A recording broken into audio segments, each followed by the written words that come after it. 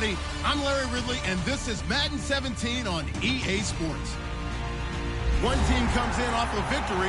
All right, Larry, thanks. EA Sports coverage of the NFL brings us to the Sunshine State and Everbank Field here in Jacksonville. Tonight, we've got one last present under the tree, our final Monday Nighter of the year, between the Oakland Raiders and the Jacksonville Jaguars.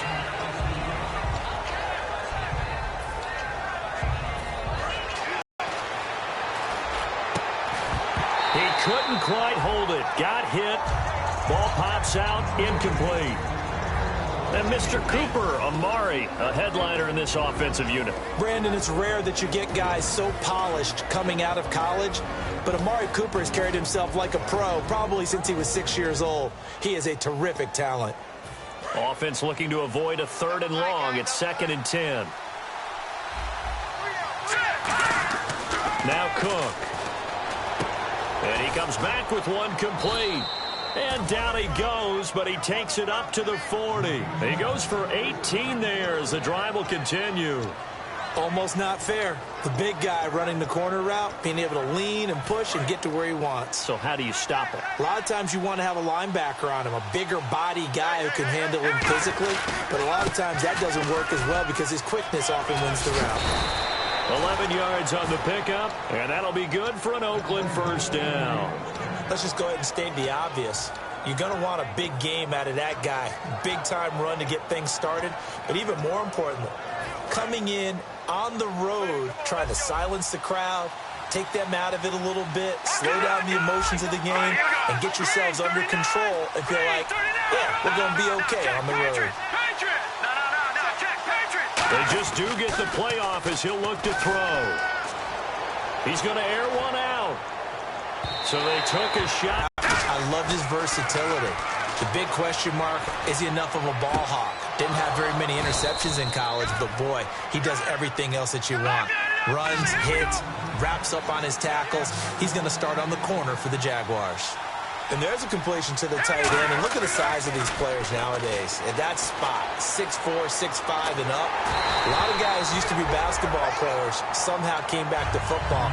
That's really good for the game of football. You're getting better athleticism, great hand-eye coordination, guys who know how to control their bodies when they run their routes.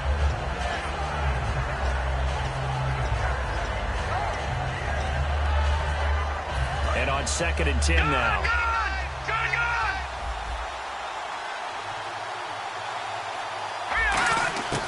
Again, he'll drop to throw. Finding his safety valve here. That's complete. That one goes for 24 yards. And they're getting him involved early. You feel like they saw something on tape, or they just have a sense with him because he's had a good week of practice or something in that area that they want him involved. Just as you said, they want him to touch it either in the running game or the passing game, but they must like the matchups they're getting. They'll look to throw now on 1st down.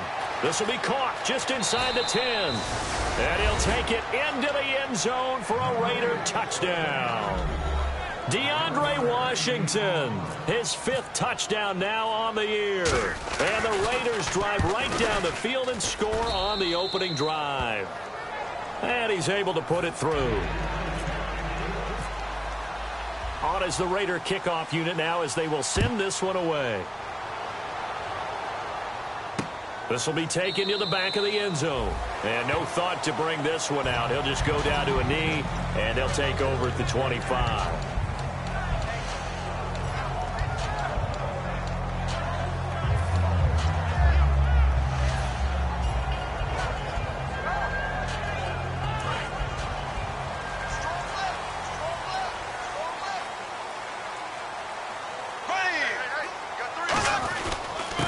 And he'll give it here to his running back. And he's going to be stopped here on this first play as he gets it to the line of scrimmage and no more.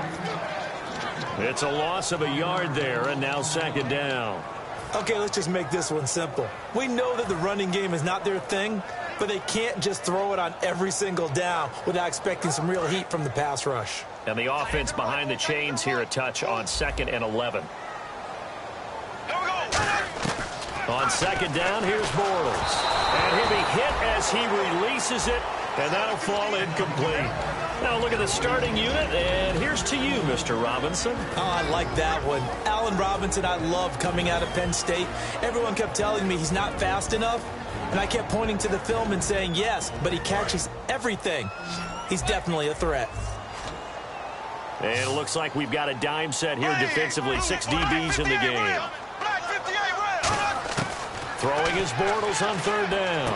And he finds Stills, complete. And he's taken down at the 43, but not before picking up the first. Well, we saw the practice film this week. They wanted to focus on these intermediate passing plays, and it paid off there. And they took that focus, not just... Fresh set of downs here.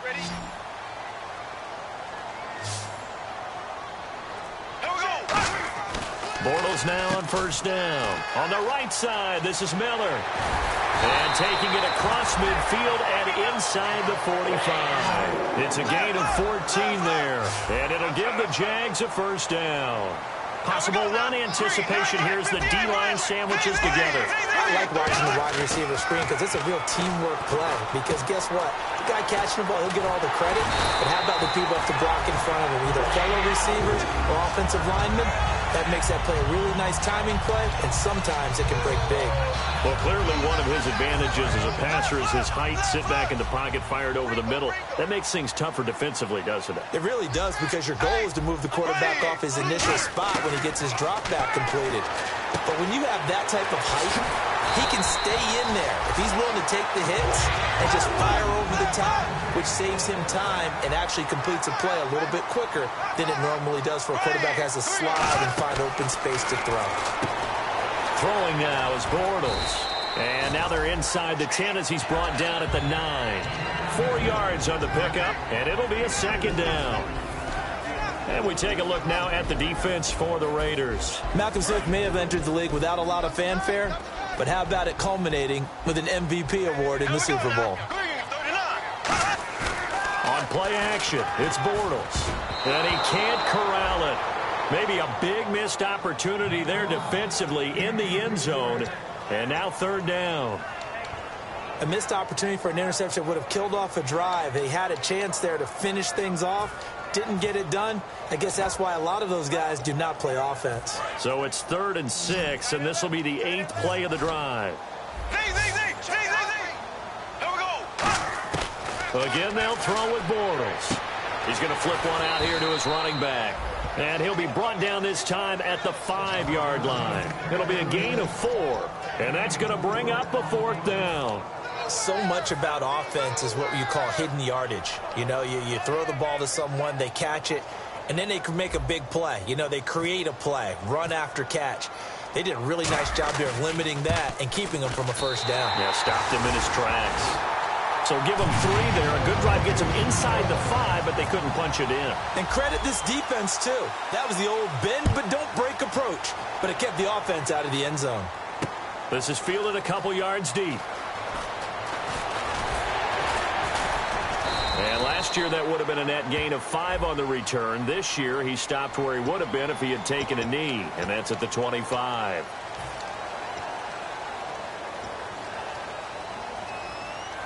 And now Oakland ready to take the field. And they were able to punch it in the end zone last time. They'll be looking to do that again here for the defense. Obviously, they'll be looking to stop them from punching it back in the end zone. It always is punch-counter-punch, isn't it? And which team has the advantage? Let's just go back. Last time on offense, they rolled downfield, got into a good rhythm. You can see a little more bounce in and out of the huddle. You can see the sideline really get into the game. So defensively, you're thinking to yourself, how do we take that away from them? How do we get the advantage back? Let's see what they come up with. I think pressure is always the first way to go.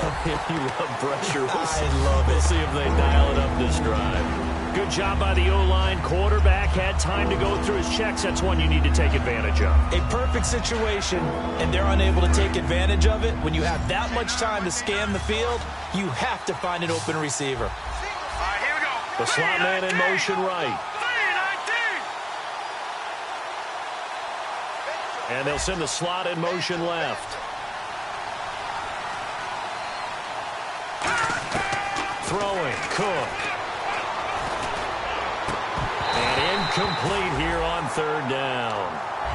Amari Cooper, the intended target. Now 4th down.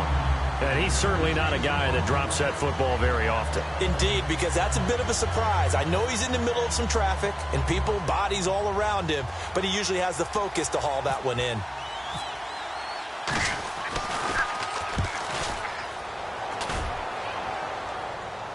Fair catch called for and taken right near the 30-yard line. So a change of possession here on the punt. And out will come the offense as they take over.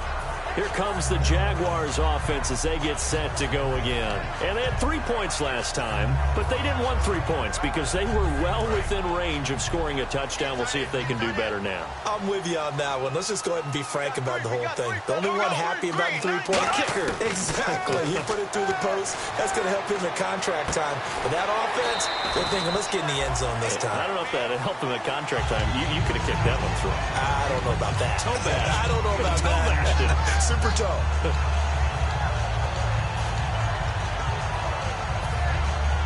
Offense in a good spot here, 2nd and 2. They come out with 1 back and 3 tight ends. And he's going to be met at the line of scrimmage and taken down. And they'll lose a yard that time, and that's going to lead to a 3rd down. The defense won that play so fast that I think if the running back even had time to notice if anyone was there, it was just a blink of an eye, and there was a loss on the play.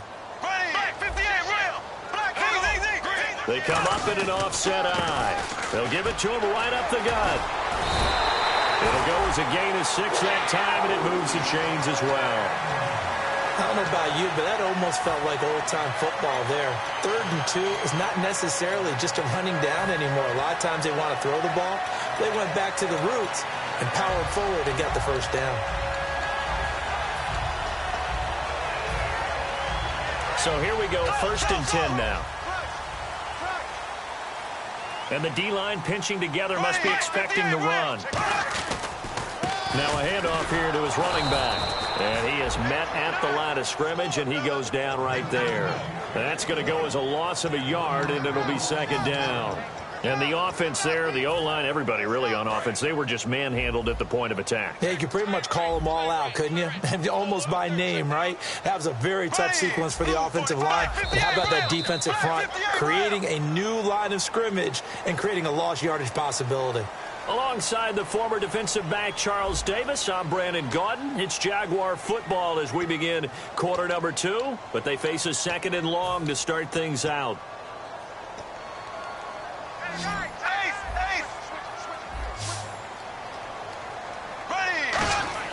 Now they'll throw it. Bortles. It's complete. It's Miller. That catch good for only a yard, and it'll be 3rd down.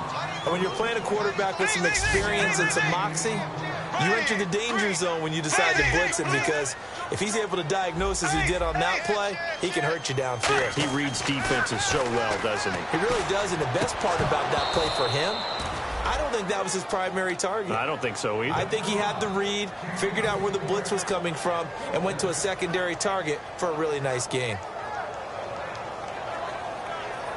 So on 4th down, the Jags send out Brad Nortman to punt.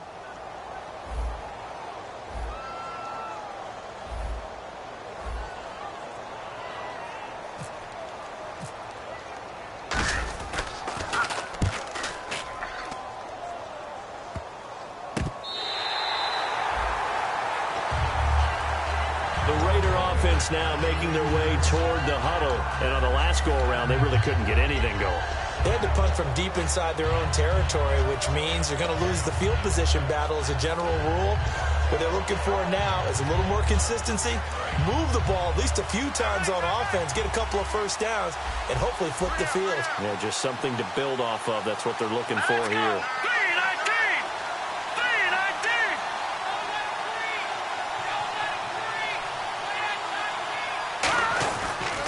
Here's Murray now as they run it to start the drive.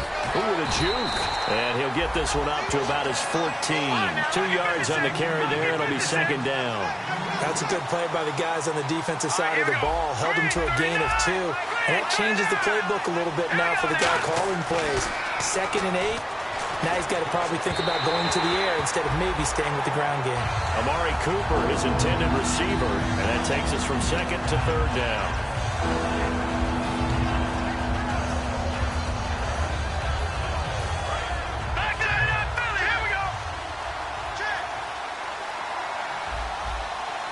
And on 3rd and 8, defensively, they're going to beef up the secondary. 6 defensive backs. And he'll be about a full yard shy of the 20 at the 19-yard line. Well, the offense is not leaving the field. They're going to stay out and go for it on 4th and 3. Now Cook. And this is incomplete. Boy, a curious decision to go for it. Doesn't pan out. And, boy, possession here turns over with the football already being in the red zone. And they'll start this drive with very good field position. They come up in an offset eye. Shift together here from the D-line. Now a play fake here on 1st down. Michael Burton, the fullback, the intended target. And now it's 2nd down.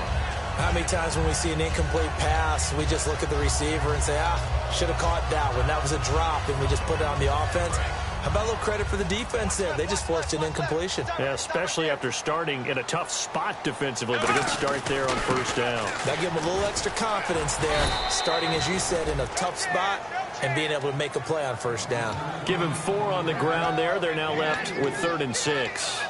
Okay, no score on that play, but this guy's been a touchdown machine all year long. You know they trust him with the football. They haven't made much of this great starting field position they had. Here's now whistles, and the Raiders are going to signal for a timeout. They'll have 2 remaining as we step aside here in this 2nd quarter. They haven't made much of this great starting field position they had. Here's 3rd and 6. Throwing his Bortles on 3rd down. And they can't get the long connection as it falls incomplete. Kenny Stills, the intended receiver, and that'll bring up a 4th down. And for the 2nd time tonight, this field goal unit comes out here. From the right hash, this from 33. And Hopkins' kick is good.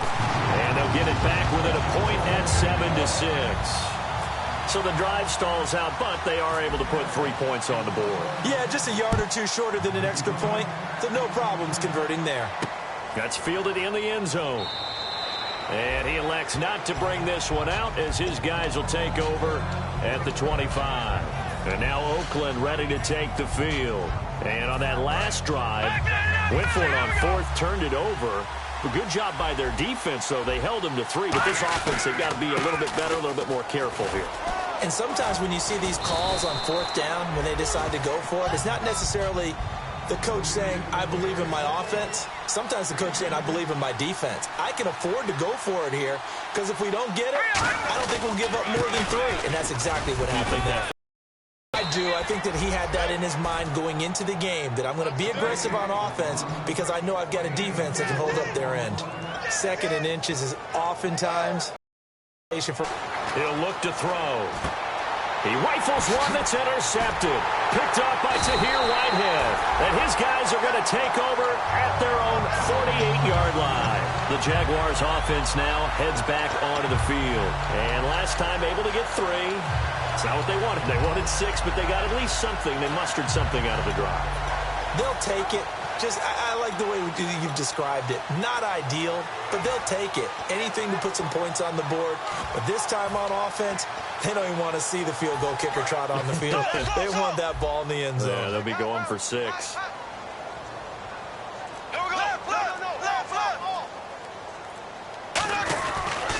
Gonna give this time to the tailback. It's a 6-yard pickup, and it gets him to 2nd and 4. First play of the drive, let's give credit all around. Excellent blocking, but the guy carrying the ball, he was the finisher. A really nice run.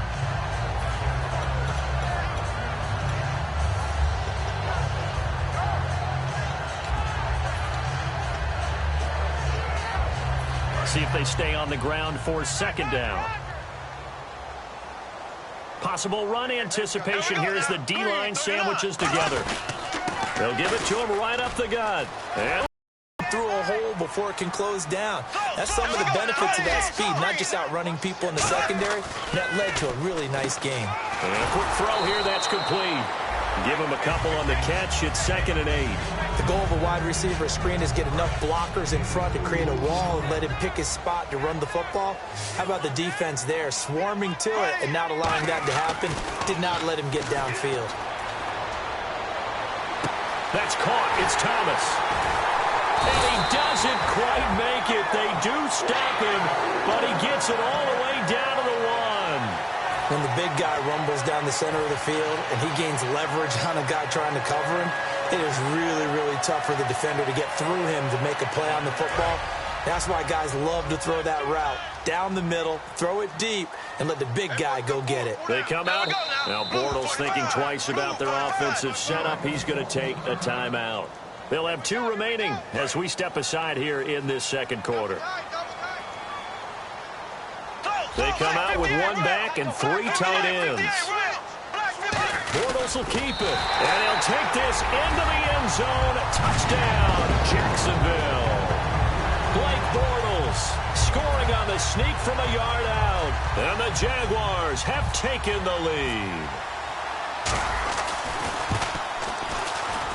And he puts this one through as the lead moves to 13-7. Here's the Jaguar kick team now as they run up and send this one away. That'll be taken in the end zone. And the decision to bring it out is going to cost him about 7 yards all told as he's taken down back shy of the 20. And now Oakland ready to take the field.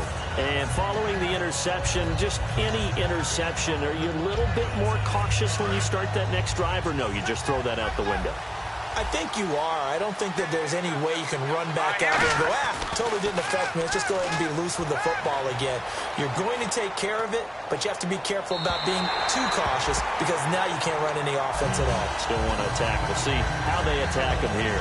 Well, I guess we just discovered that someone is certainly not going to sit back and just take it in this game, huh? No, they were trying to get that touchdown back in 1 shot. 1 shot, trying to help out his defense and let the other team know they were coming after him. Back to throw now on 2nd and 10. And he finds Tyler Kroft. 23 yards on the play.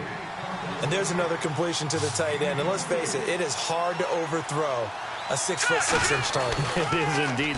Quarterbacks like their speed guys. They like that huge 6'6" target that they've got in him. They really do. And it reminds me of what one great tight end told me once. He had told his quarterback, just make sure you throw it up there. You know, kind of like put up on the top shelf where the kids can't get it. Completed pass play. Now let's see if they go back to the air or to the ground.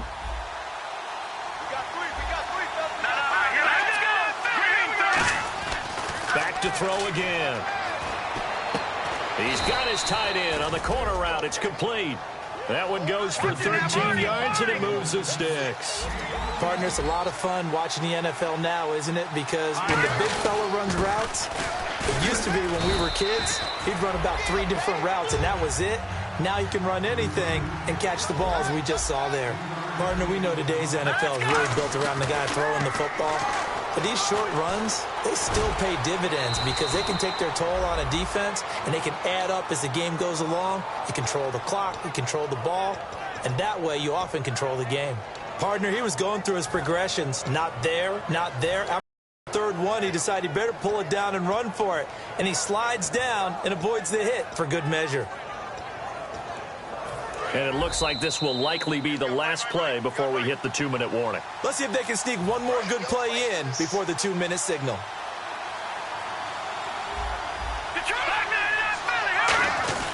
On first, here's Washington. And he stopped immediately there.